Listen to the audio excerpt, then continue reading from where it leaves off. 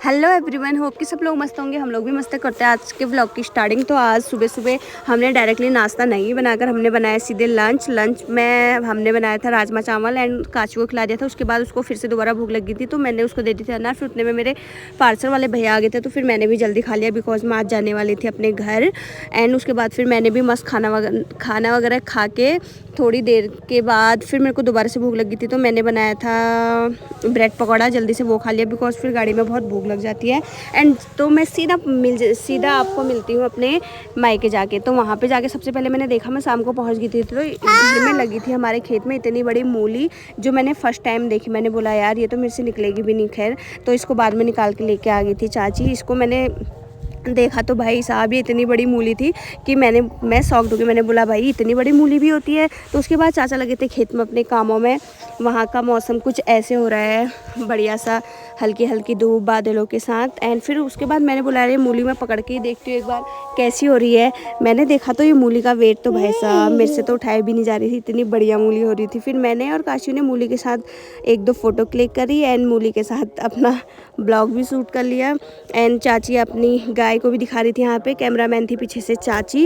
And उतने में मैंने देखा यार, मैं तो आराम करने गई जैसी, उतने में देखा मैंने भैया तो रेडी होके आ गया था क्योंकि भैया बैठता है मेरे मायके में हो रहे भागवत। भैया बैठता है ब्यास जी के साथ उनका शिष्य बनकर, तो भैया तो रेडी होके चले गया था। उतने में देखा तो पड़ोस की चाची और मम्मी काशू के साथ यहाँ पे ऐसे लगे पड़े थे जैसे इनके पास कुछ काम ही नहीं होगा। उतने में फिर मैंने बोला यार तुम लोग ऐसे करते रहो, मैं हो जाती हूँ रेडी। तो मैं रेडी हो गई थी जल्दी से भागवत में जाने के लिए। तो फिर हम चले गए थे चाची मम्मी काशवी साथ में।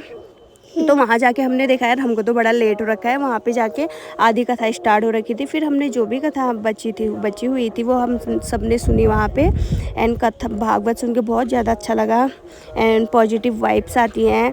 एंड तो फिर क्या ही करना था उसके बाद तो फिर यहाँ पे चल गया था भैया का कीर्तन भजन वगैरह। मेरा भैया इतना अच्छा गाता है भाई, उसके गानों में और एंड उसके भजन और कीर्तन में तो सारी पब्लिक ही झूम उठती है। फिर उतने में ही यार हमने कहा इतनी पब्लिक तो झूम उठी तो भाई हमारा झूमना भी बनता ही है। फिर उतने में ही हम लोग भी झूम उठते हैं।